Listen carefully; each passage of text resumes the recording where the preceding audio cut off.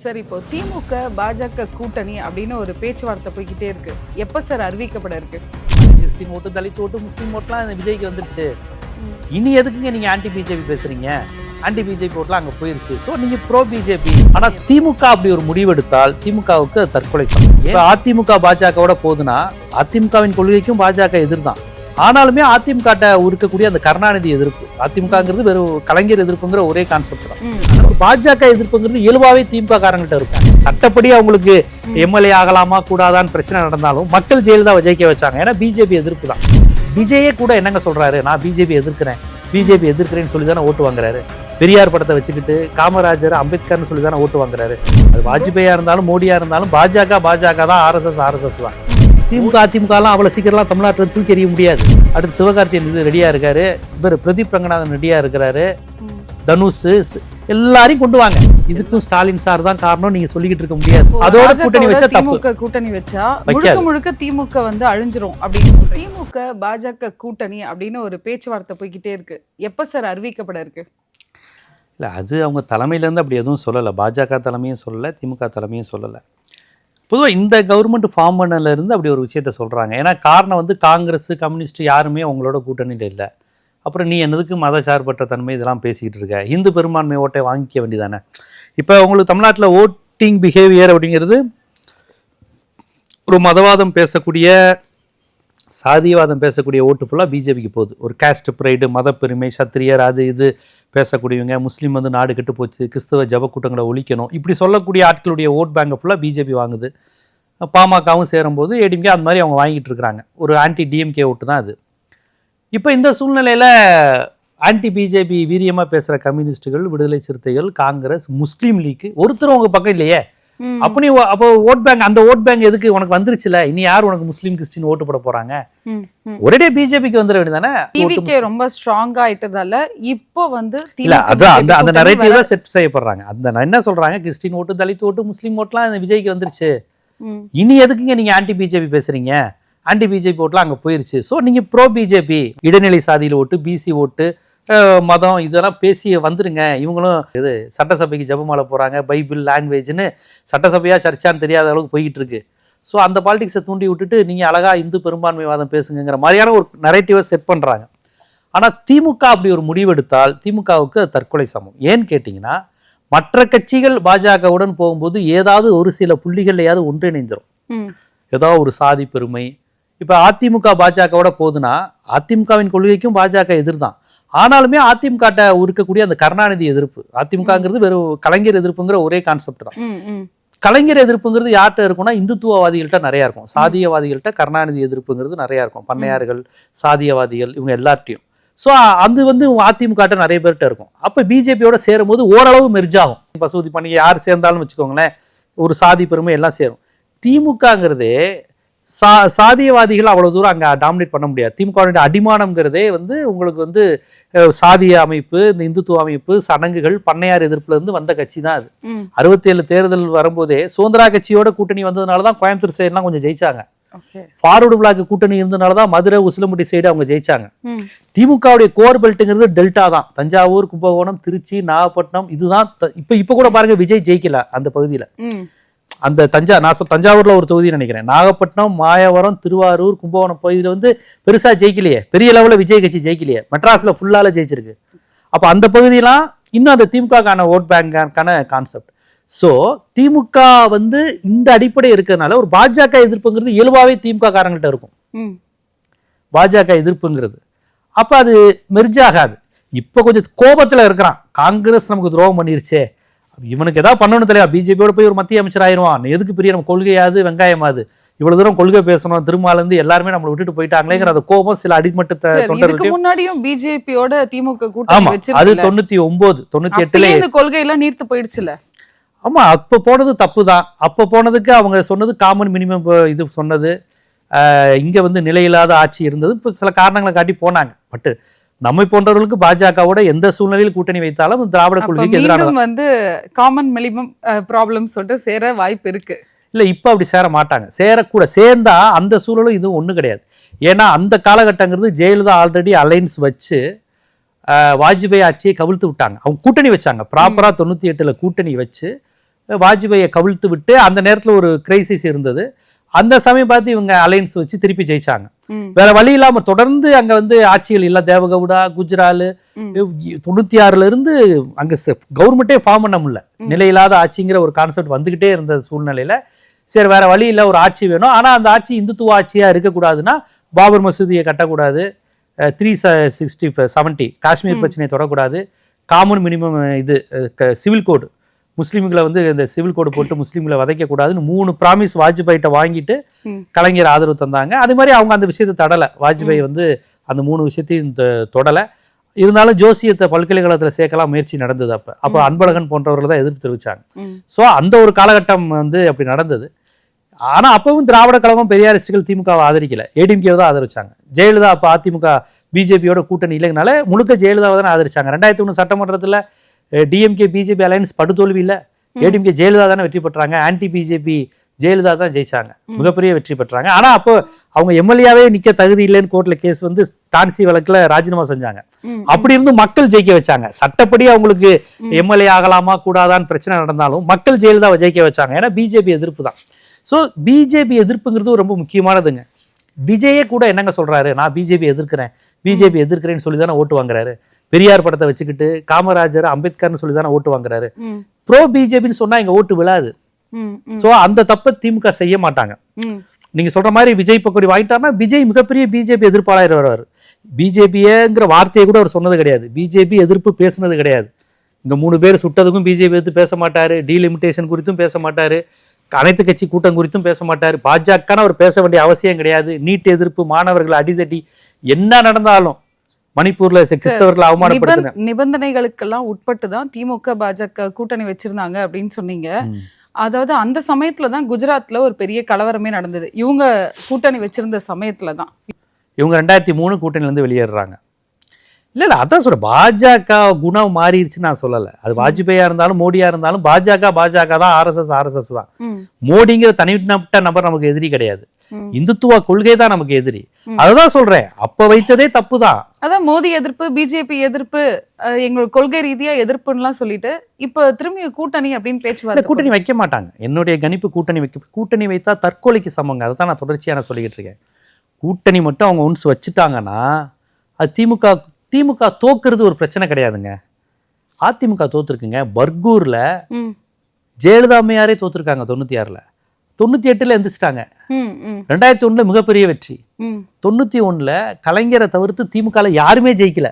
படுதோல்வி, ராஜீவ்காந்தி அந்த படுகொலை நடந்ததுனால முடிஞ்சுட்டான். திமுக ஒரு கட்சி இனிமே கிடையாதுறான்ட்டான். 96ல மாபெரும் வெற்றி, ஜெயலலிதா காலி. அதனால தோத்து போறதுனால ஒரு கட்சி காலியாகாது. அதாவது நீங்க வந்து ரன்னிங் ரேஸ்ல ஃபர்ஸ்ட் இடம் வராம இருக்கலாம், அது பிரச்சனை கிடையாது. உங்க உடம்பு அடுத்து ஃபிட் ஆகிட்டு திருப்பி நீங்க ரன்னிங் ரேஸ்ல ஜெயிக்கலாம். ஆனா உடம்பு பாலாயிருச்சுன்னா நீங்க ஜென்மத்துக்கு நடக்கவே முடியாது. பாஜகவுடன் கூட்டணி வச்சா உடம்பு பாலாயிரும். இப்ப நீ தோத்துருக்க ஜுஜுபி, இது ஒரு மேட்ரா. அது 57 சீட்டு இன்னும் நிக்குது திமுகவுக்கு. மக்கள் எதையும் புறக்கணிக்கல. 47 சீட்டு இன்னும் எடப்பாடி கொடுத்துருக்காங்க.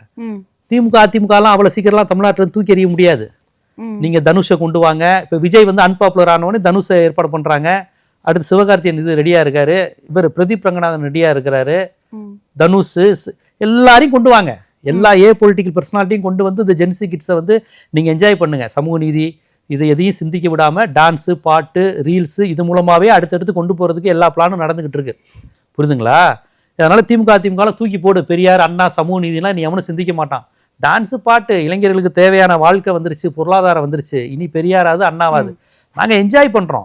என்ஜாய் பண்ற லாங்குவேஜ்ல பேசு. எங்களுக்கு சமூக நீதி புரியல, நீ பேசுற லாங்குவேஜே புரியல. வகுப்பு வாரி உரிமை, இடஒதுக்கீடு, இதெல்லாம் கேட்டாலே அவன் டென்ஷன் ஆகிறான். யாரா ஒடுக்கப்பட்டிருந்தா அப்படிங்கிறான். ஒரு காலத்துல உனக்கு கல்வி மறுக்கப்பட்டதுன்னா கேட்கவே தயாரா இல்லை. அதனால அடுத்து அவன் தனுஷுக்கு, சிவகார்த்தியனுக்கு எல்லாரையும் பிளான் பண்ணிக்கிட்டு இருக்கிறாங்க. அவர் தான் கேட்கிறாரு, நாங்கெல்லாம் வரக்கூடாதா அப்படிங்கிறாரு. அவர் பின்னாடி என்னென்ன சங்கம் இருக்கு, எது இருக்குன்னுலாம் தெரியல.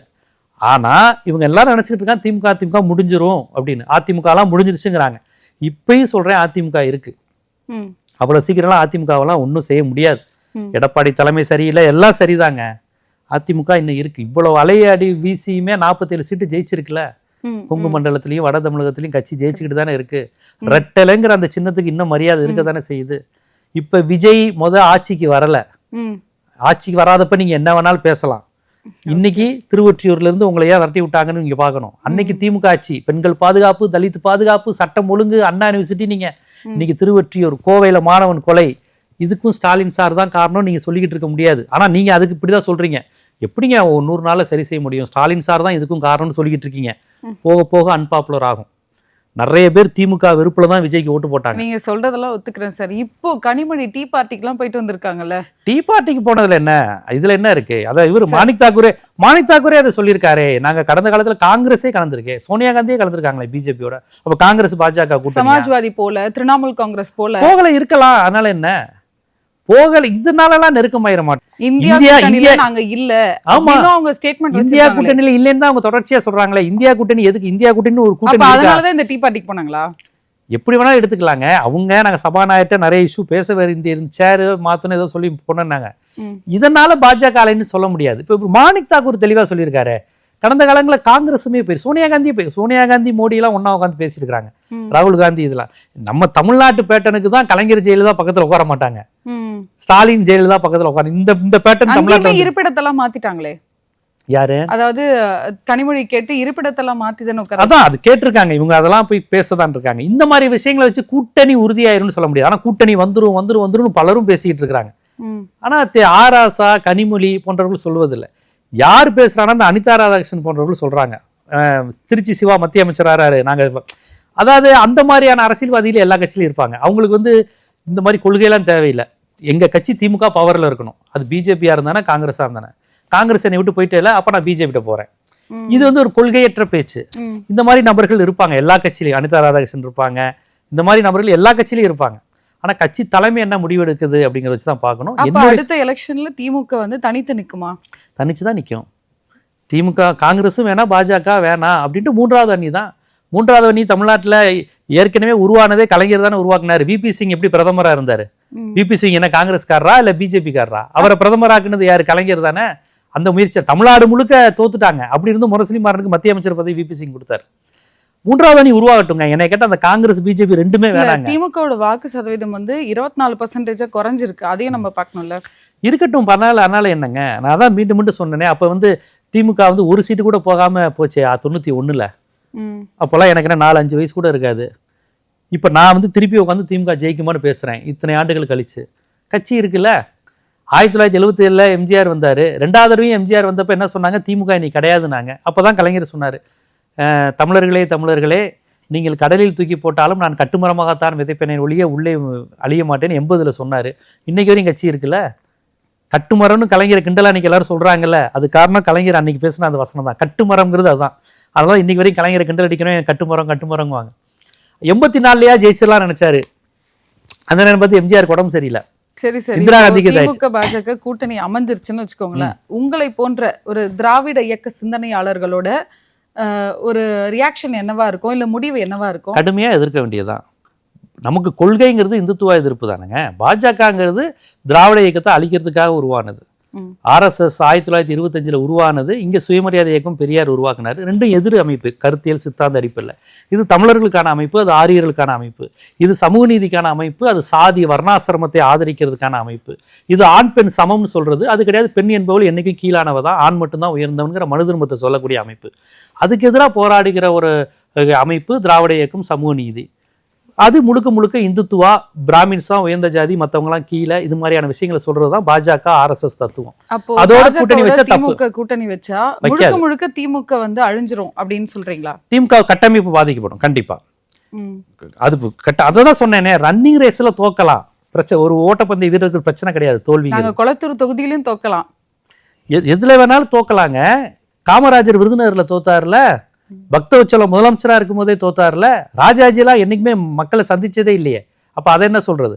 அதனால தோத்துக்கிட்டே இருந்தா கூட ஒன்றும் பிரச்சனை இல்லை. ஏங்க 77ல இருந்து 89 வரையும் திமுக ஆட்சியிலே இல்லைங்க. ஒரு பவர்லயே இல்லாத ஒரு கட்சி 89ல வந்துச்சுல. நீங்க பவர்ல இருங்க, இல்லாம போங்க. கொள்கைங்கிறது அடிப்படையான விஷயம். பாஜகவோட கூட்டணி எனக்கு தெரிஞ்சு வைக்க மாட்டாங்க.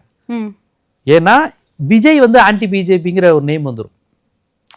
எந்த பாஜகவின் எந்த கொள்கையும் எதிர்க்காத விஜய்க்கு இவர் தான் பாஜக எதிர்ப்பு போராளிங்கிற ஒரு நேம் வந்துடும். ஏன்னா விஜயோட பேட்டனுக்கு அவர் எதுவுமே பேச வேண்டியதுல, போராட வேண்டியதுல எதுவுமே ஓட்டு கிடைச்சிக்கிட்டே இருக்கும். அப்போ இந்த மாதிரியான சூழ்நிலையில் இவங்க பாஜகவோட சேர்ந்தா விஜய்க்கு ரொம்ப லாபமாயிரும். அதனால தான் விஜய் கட்சி அதை விரும்புது. எப்படியாவது இவங்க வந்து காங்கிரஸ்ல ஒரு குரூப் திமுக இந்தியா கூட்டணிக்கு வரணும்னு ஆசைப்படுது. நல்லா கவனிச்சு பாருங்க, இந்தியா கூட்டணிக்கு அவங்க வேணும். ஏன்னா நேஷனல் லெவல்ல இந்தியா கூட்டணிக்கு விஜயை விட ஸ்டாலின் தான் வேணுங்கிறது மற்ற கட்சிகள், இந்தியா கூட்டணியோட பிற கட்சிகள் எதுவுமே விஜயை சொன்னதே இல்லை. இவங்க தான் வேணுங்கிறாங்க, இவங்க நான் வரவே மாட்டோங்கிறாங்க. ஸோ காங்கிரஸுக்கு அந்த பயமும் இருக்கு, பிஜேபியோட திமுக போயிடக்கூடாதுங்கிற பயம் இருக்கு. விஜய் கட்சியை பொறுத்தவரை இவங்க பிஜேபியோட போகணும்னு ஆசைப்படுறாங்க. திமுக பிஜேபி அலைன்ஸ் வரணும், அப்பதான் அவங்களுக்கு பிரச்சாரம் செய்ய முடியும். ஆல்ரெடி கிறிஸ்டின்ஸ் ஓட்டு வாங்கியிருக்கிறாங்க, அதை அப்படியே தக்க வைக்க முடியும். பாத்தீங்களா நாங்க மட்டும் தான் உங்களுக்கான பாதுகாவலர் அப்படின்னு பேச முடியும். ஓகே, இப்போ பிஜேபியோட கூட்டணி இல்லை அப்படின்னா அவங்க தனிச்சு நிற்பாங்கன்னு சொன்னீங்க. தனிச்சு நின்று ஜெயலலிதா அம்மையார் ஜெயிச்சாங்கல்ல 2014, மோடியா லேடியான்னு கேட்டு ஜெயிச்சாங்கல்ல. ஓகே, நாடாளுமன்றத்துல அவங்க தனியா தானே நின்றாங்க. அதான் சொல்றேன், 2014 அது இப்ப தர்மபுரியும் நாகர்கோவில் தவிர்த்து மற்ற எல்லா தொகுதியும் ஜெயிச்சாங்கல்ல. அதனால தனிச்சு நின்று ஜெயிச்சிருக்கலாம் ஒன்று. அதனால நாடாளுமன்ற தேர்தலில் ஏதோ காங்கிரஸையோ பிஜேபியோ கண்டிப்பா ஆதரித்தே ஆகணுங்கிற அவசியம் இல்லை. பல விஷயங்கள காங்கிரஸ் பிஜேபி ஒன்று தாங்க. இந்திய திணிச்சது எல்லாத்துலேயும் வந்து இடஒதுக்கீடுக்கு எதிராக இருந்தது, இடபிள்யூஎஸ் 10% ஆதரிக்கிறது, எல்லாத்துலேயும் காங்கிரஸ் பிஜேபி ஒன்று தான். அதனால பெரிய டிஃப்ரெண்ட் இல்லை. அதனால ரெண்டு கட்சியும் ஒதுக்கி வச்சுட்டு மாநில கட்சிகள்லாம் சேர்ந்து மம்தா, கலைஞர், சமாஜ்வாதி, அரவிந்த் கெஜ்ரிவால், ஜார்க்கண்ட் முக்தி மோர்ச்சா எல்லா மாநில கட்சியிலையும் ஒருங்கிணைத்து இவர் தேஜஸ்வி சூர்யா பீகார் எல்லாரையும் சேர்த்து நிற்க வேண்டியதானே. எதுக்கு இந்த தேசிய கட்சிகளே வேணாம், நாங்கள் மாநில கட்சிகளாக நிற்க வேண்டியதான். அதாவது திமுக வந்து பாஜகவை எதிர்க்குது அப்படின்னு சொல்றீங்க. 13 ஆண்டுகால மோடி ஆட்சியில இது வரைக்கும் திமுக குடும்பத்து மேல எந்தவித ஒரு ஃபோர்ஸான எந்த ஒரு நடவடிக்கையும் இது வரைக்கும் எடுத்ததே இல்லையே. போட்டு செந்தில் பாலாஜியை போட்டு வதச்சி எடுத்தாங்களே. செந்தில் பாலாஜி பிஜேபியில் சேருங்க விட்டுருங்கன்னு சொல்லியிருக்காங்கன்னு கோர்ட்லேயே அவங்க பதிவு செஞ்சாரு அந்த அட்வொகேட். பிஜேபியில் சேர்ந்துருங்க எது கஷ்டப்பட்டு. பிற மாநிலங்கள்ல ஹேமந்த் சோரன் அந்த மாதிரி முதலமைச்சர்களையும் அவங்க வந்து கைது பண்ணியிருக்காங்க. திரும்பியா பேசியா வேணும்ல, முகாந்திரம் வேணும்ல, சும்மா போட்டு எல்லாம் பண்ண முடியாதுல்ல. அப்படி பார்த்தா மம்தாவை கூட தான் கைது பண்ணல. மம்தாவும் பிஜேபியை வீரியமா எதிர்க்க தானே செஞ்சாங்க. பினராயி விஜயனை கூட தான் கைது செய்யல. பினராயி விஜயன் எதிர்க்கலையா? அதெல்லாம் வச்சு எப்படி நம்ம சொல்ல முடியும்? நம்ம அவங்களுக்குள்ள ஒரு உள்ளுக்குள்ள ஒரு நட்பு இருக்கிற மாதிரி தானே தெரியுது. அப்படி இருந்தால் அது திமுகவுக்கு தான் பின்னடைவு. அப்படி இருக்க வாய்ப்பு இல்லை. மோடியை பொறுத்தவரையும் இந்திய லெவலில் எதிரி யாருன்னு கேட்டால் காங்கிரஸ் தான், மாநில கட்சிகள் கிடையாது. அவர் திமுக கிட்ட நீங்க காங்கிரஸை விடுங்க போதும் அப்படிங்கிறது. கனிமொழி, ஆசா போன்றவங்க காங்கிரஸோட அந்த ஆட்சியில தானே கைது செய்யப்பட்டாங்க. ஆமா, ஸ்பெக்ட்ரம் அது காங்கிரஸ் போட்டது தானே, காங்கிரஸ் பண்ணது வேலை தானே. அது வேற யாரு பண்ணா? பிஜேபியை போட்டுச்சு, அது முழுக்க காங்கிரஸ் தான் காரணம். அது ஆராசாவே பதிவு செஞ்சிருக்காரு பல முறை. அதெல்லாம் இதெல்லாம் செய்யறத வச்சு எப்படிங்க பண்ண முடியும்? உங்களை அப்படி பார்த்தா கலைஞர் தலை வேணும்னு கேட்டது RSS தானே. இதுவரை எந்த மாநில தலைவரையும் தலையா இருக்கணும்னு சொல்லல. உதயநிதியை சனாதனத்துக்காக இந்தியா முழுக்க கேஸ் போட்டு அலைய விட்டாங்கல்ல. ஐடியாலஜிக்கலா அவங்களுக்கு எதிராக இருக்கிறது திமுக தானே. சனாதனத்தை ஒழிப்பேன்னு சொன்னது உதயநிதி தானே. அவங்க உடனே அது இந்து மதத்தை ஒழிப்பேன்னு சொல்லியிருக்காரு உதயநிதினு பரப்பி இந்தியா முழுக்க கேஸ் போட்டாங்கல்ல. அந்த வழக்கு கூட இன்னும் இருக்குன்னு நினைக்கிறேன் உதயநிதி மீது. ஐடியாலஜிக்கலா அவங்களுக்கு த்ரெட் வந்து திராவிட கொள்கை தான் அப்படிங்கிறது அவங்களுக்கு நல்லா தெரியும். இப்போ ஜென்சி படம் வந்து ரொம்ப பெருசாயிடுச்சு இல்லையா, அதை நம்மளால பார்க்க முடியுது, உணர முடியுது இல்லையா. இந்த படைக்கு முன்னாடி அடுத்த எலெக்ஷன்ல திமுக தனியா நின்றா ஜெயிச்சிருமா? அப்படியெல்லாம் ஒரு கொள்கை சித்தாந்தத்தை மாற்றிக்க முடியாது. நம்ம கொள்கையை அடுத்த தலைமுறைக்கு கடத்தணும். அது அவங்க ஒழுங்காக கடத்தலை. அதனுடைய விளைவு தான் இன்னைக்கு விஜய், தனுஷ், சிவகார்த்திகேயன்லாம் ரெடி ஆகிட்டு இருக்கிறது. இவங்க கடத்தணும். இளைஞர்களும் கொஞ்சம் அரசியல் படணும். இளைஞர்கள் ஒரு மாதிரி விஷுவல் ட்ரீட்டுக்கு பலியாகிறாங்க. கொஞ்சம் படிப்பு, வாசிப்பு, வரலாறு, மொழி உணர்வோடு இருந்தாங்கன்னா நடிகர்கள் பின்னாடி அவங்க போக மாட்டாங்கன்னு தான் நான் நினைக்கிறேன். பார்ப்போம், அது அவங்களும் அரசியல் படணும். இளைஞர்களும் நின்று ஜெயிக்க முடியுமா பாப்போமாங்கிறதா எலெக்ஷன் டயத்துலாம் சொல்ல முடியும். இல்ல இப்போ விஜய் அரசியலுக்கு வந்த மாதிரி நிறைய பேர் வந்து சூர்யா போன்றவங்க வரப்போறாங்க, சூர்யா வர்றதா அப்படின்னு பேசப்படுது. இதெல்லாம் எப்படி பாக்குறீங்க? வரட்டுங்க, அதான் ஜனநாயக நாட்டுல யாரு வேணாலும் வரட்டும். பாக்கியராஜ் வந்திருக்காரு, டி ராஜேந்தர் வந்திருக்காங்க, சிவாஜி வந்திருக்காரு, விஜயகாந்த் வந்திருக்காரு, கமல் வந்திருக்கிறாரு, விஜய் வந்திருக்கிறாரு. இது மாதிரி வரட்டும். இப்போ என்ன உங்களுக்கு வந்து என்ன சினிமாவில் நடிச்சிருக்கிறாங்க, 50 படம் 60 படம் நடிச்சிருக்கிறாங்க, எவ்வளோ டான்ஸ் கஷ்டப்பட்டு டான்ஸ் ஸ்டெப்பு ஆடி இருக்கிறாங்க. இதெல்லாம் தமிழ்நாட்டுக்கான சேவை இல்லையா? எவ்வளோ கஷ்டப்பட்டு ஸ்டெப்பு போட்டிருக்காங்க, மேக்கப் போட்டு நடிச்சிருக்கிறாங்க. இதெல்லாம் தமிழ்நாட்டுக்கான சேவை தானே. இது அந்த மாதிரி டான்ஸ் ஆட முடியுமா? சுறா படத்தில் விஜய் போட்ட ஸ்டெப்பை ஸ்டாலினோ எடப்பாடியோ ஆட முடியுமா? அந்த ஒரு காலில் வச்சு தமனாவோட ஆடுற டான்ஸ் எல்லாம் உண்மையிலே அந்த மாதிரியான கடுமையான சேவை பங்களிப்புலாம் தமிழ்நாட்டுக்கு அவங்க பண்ணியிருக்கிறாங்க. அதனால் விஜய் மாதிரியே டான்ஸ் ஆடின எல்லாருமே வர்றாங்க. பார்ப்போம் மக்கள் என்ன எப்படி ஆதரவு தராங்கன்னு பொறுத்து தான் பார்க்கணும். சரி, இவ்வளோ நேரம் உங்களோட கருத்துக்களை எங்களோட பகிர்ந்தமைக்கு நன்றி. Thank you so much.